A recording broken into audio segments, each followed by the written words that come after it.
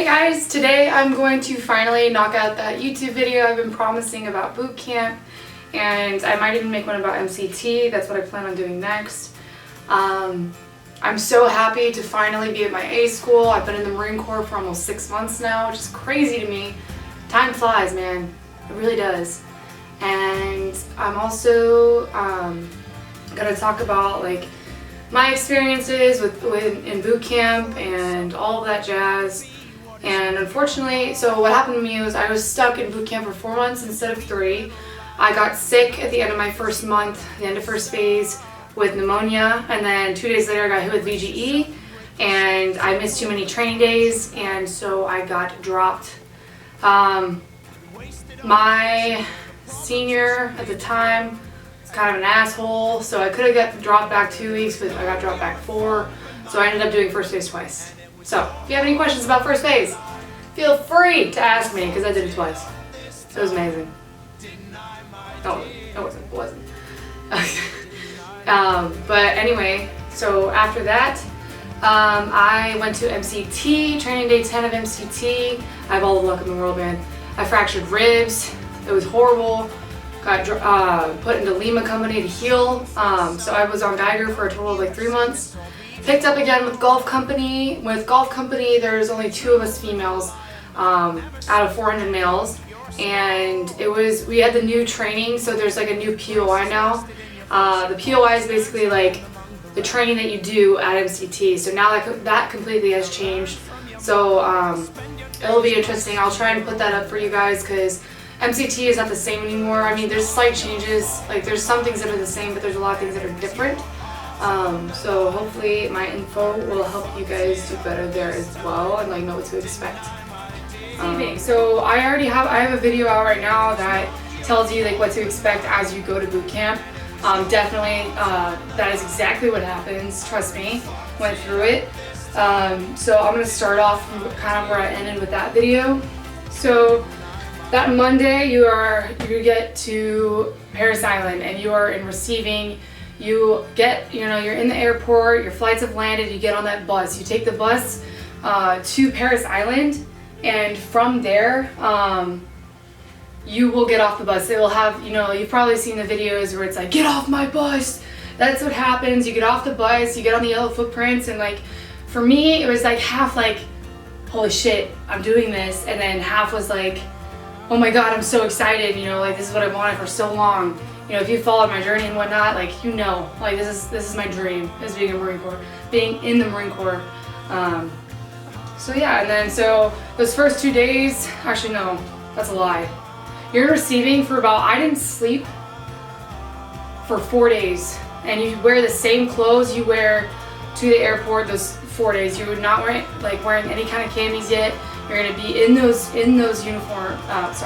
in that proper civilian attire. Make sure you're wearing proper civilian attire when you get there because they will make fun of you. Especially for female, make sure your hair is up in a nice bun. Honestly, take the time and learn how to do it if you can. That will really help you out. And then during receiving, all I'm gonna say is like definitely like wear something to the airport that you can be comfortable in, but also look professional in because you're gonna be wearing it for that extended period of time. You'll get like 2 hours of sleep at a desk, I think, on like Thursday. Yeah, no, maybe it's like Wednesday night. I think it's like Wednesday night because Thursday you get to your squad bay where you'll be staying, and like so the drill instructors you meet initially are not going to be your real drill instructors. You'll meet your real drill instructors on that Saturday. They used to call it Black Friday, but now you meet your drill instructors on Saturday. I believe that's how they still do it. It hasn't been that long since I've been there. And then that Friday you will run your IST, which is that 1.5 mile run, those pull-ups and those crunches. Don't fail that because if you do, you will end up in FRP for however long you need to be there in order to have a good enough PFT score. And then you'll start picking up some of those classes. So you meet your drill instructors on Saturday. They do this big introduction and you're like, holy shit, I'm gonna die. Ugh, yeah, for sure. And then from there, you'll start having classes on Sunday. And I'm telling you right now, first phase, don't play. Drill instructors don't play. You will scream and run and oh my God, like I have never, I didn't really, I felt stressed, but I didn't have a period for 5 months. That's the 3 months I was in boot camp and then 2 months after. So I thought people were joking when they're like, you're not gonna get your period. And they're not lying. You won't get your period. I mean, some girls do. It's like one of the two. Either you'll get like a fuck ton of periodness, or you won't get it at all. And it was actually really nice not having a period. Your body is just under so much stress that it kind of is like, nope, not bleeding. You need all the energy like you can. So that was really nice. Didn't have to deal with cramps or anything like that during boot camp.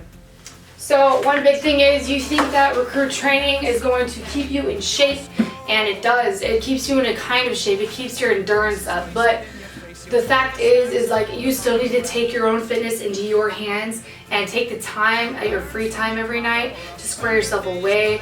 Every time you use the head, do some pull-ups. Do anything you can to up your physical game. Unfortunately for me, I'm not feeling my best right now physically wise. Like I feel fluffy because I was in MCT for a month and all you eat is MREs. You don't PT that much. And I was trying not to eat as much as but yeah, it got to me. I feel fluffy. Thank God I'm finally in Pensacola, because now I actually can go to the gym and spend that time and actually have a bit of my life back. Boot camp and MCT, you don't really have a choice. Like, you just gotta accept that you don't have a choice, and it'll make it so much easier. One thing for me that I struggled with is that I had too much initiative, which isn't a bad thing. But they don't want you to be that person that you were. Like, they don't want you to have as individualized thoughts as you may have used to, which was something that I did. I always would see something and I'd be like, oh, this can be done better. This can be done to make this faster. Or if we did this, then, it would make everything so much better. So my drill instructors would like make fun of me. They're like, oh, Cunningham, you think you're a drill instructor? Blah, blah, blah, blah. I was like, oh, ma'am, no, ma'am. I don't. This recruit does not think that she's a drill instructor, ma'am. And then they would be like, you don't think, you don't, I don't care what you wish, dream, or think. Just, like they would just get mad at me because I would do or say things that a recruit really shouldn't do. So honestly, you'll hear from a lot of people, hey, stay in the background. Don't put a spotlight on yourself. But I did the opposite of that advice, and I put that huge spotlight on myself the second I got there, because of just stuff that I was involved with beforehand, and then on my social media and whatnot. Coming into boot camp, people knew who I was, so that wasn't really that great of a thing. I ended up graduating boot camp as honor grad and Iron Woman. Honor grad, basically, academically and overall, you're just the best recruit out of your platoon. And I was honored to get that. I was in a platoon of women, and honestly, living with that many girls for me was really hard because I like my own space. I like to have my own quiet time, and recruit training is just not possible. You live in a squad bay with a fuck ton of women. So you better get used to that really quick. But yeah, there is drama for sure. There's definitely drama. I, for one, sometimes you have to be an asshole sometimes. It's just fact of life. Girls aren't gonna like each other. No one's gonna, you might be sisters, but you're still gonna fight. It's gonna happen. Just expect that. Don't expect everybody to be all lovey-dovey. People won't like your leadership style. They won't like certain things that you do. Like, there are some things that I would do that, people would get mad at me for, and you just gotta like kind of rub it off and just say, oh, whatever, But yeah, so big no-no is just don't fucking steal. Don't be an integrity violator. Don't have contraband get sent to you in the mail because you'll get made fun of and possibly IT'd. Like, no candy, none of that shit.